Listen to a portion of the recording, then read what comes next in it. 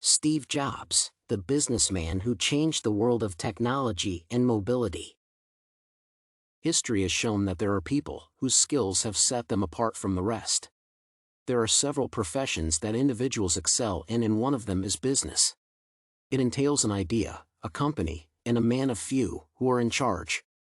Steve Jobs is thought to be one of such men. He was an entrepreneur and a businessman who changed the world of technology and mobility. Steve Jobs was born on February 24, 1955, in San Francisco. His parents were two university students and were unable to support a child, and so they set him up for adoption. Steve was adopted by Paul Reinhold Jobs and Clara Jobs. Paul was a mechanic, buying and fixing broken cars and then selling them. He worked in a garage, and so he set up a small work area for Steve. As Paul was somewhat involved in the vehicle electronics, he taught Steve the basics, and right away Steve showed great interest at age 5 or 6. He proved to be very intelligent because Clara Jobs taught him how to read even before he went to school. In school, Steve was a rebel and was not interested in formal education. He often played pranks and was thought of as a troublemaker. However, his interest in electronics continued and grew. He attended several electronics clubs and a number of schools that he changed over the years, due to his behavior.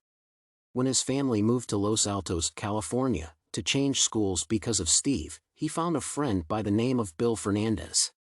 They had a common interest in electronics, and Bill introduced Steve to another one of his friends, Steve Wozniak. Wozniak was 5 years older and in high school.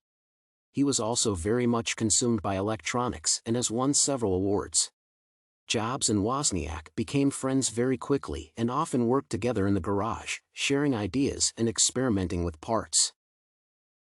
As Steve was very determined in everything he did, using his persistence and intelligent talk about computers and future possibilities, he convinced Bill Hewlett, one of the owners of Hewlett-Packard, to give Steve some computer details for free.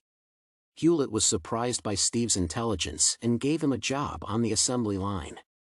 It was a minor job of putting in screws, but Steve's ability to pave the way for his dreams was seen throughout his life with no room for setbacks. At that time he was 13. At 15, Steve bought a car with the money saved while working at the electronics store on the weekends. The bargaining skills he acquired from his father while selling cars and his knowledge of electronics became very useful for him during his whole life.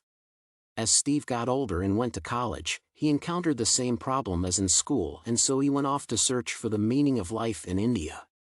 There he realized that to make something great out of an idea there must be action, and so he decided to pursue his meaning in life by returning home and resuming his passion for electronics, which happened in 1974. When he worked at a company called Altair, he was thought of as the very impolite and impatient person who often insulted coworkers because they could not understand something or complete a job fast enough. In 1975 he reunited with his friend Wozniak and saw the machine that he had built. Jobs was fascinated by it and proposed to create their own company. In 1976 Jobs, Wozniak, and Ron Wayne, who was their design artist, officially signed the papers and Apple came to life. Their first model was called Apple I and was made by Wozniak. By the end of their first year in business, they had sold 150 units of Apple I. In 1977 Apple II became a model of mass sales. While at Apple, Steve was always thought to be separate from the rest of the team. He pursued his own ideas and paid great attention to details, which many times created problems by delaying the product for the market. In 1985 Wozniak resigned from Apple and Jobs was replaced as chief executive. But this did not discourage Steve, and this is where determination kept pushing him towards success. In 1986 he started another company called Next. His computer and software were successful but too expensive, and so in 1993 he was forced to close the manufacturing plant and focus his efforts on the software only. In 1996 Apple realizes that Jobs is the missing link and he returns. Steve is consumed by his work, focusing all his attention on the search for ideas that must change the world. He visits different departments to see their progress and spends countless hours working on the new technology. In 1998 the world is introduced with iMac, a computer with easy access to the internet, and in 2001 the Ipod came out.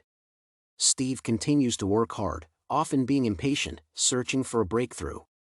Even though in 2003 Jobs was diagnosed with pancreatic cancer, he recovered and put much effort into that, which revolutionized the world. In 2007 Steve Jobs introduced the iPhone. This device united several previous inventions in one: easy internet access, the cell phone, and the iPod. Steve Jobs is known for his originality in designs, innovation, and persistence. Even though he was sometimes impatient towards his coworkers, his perfectionist nature and attention to detail made him the person he was. His ability to quickly change decisions was one of his great strengths. His entrepreneurial skills can be traced to his childhood and have lasted all his life.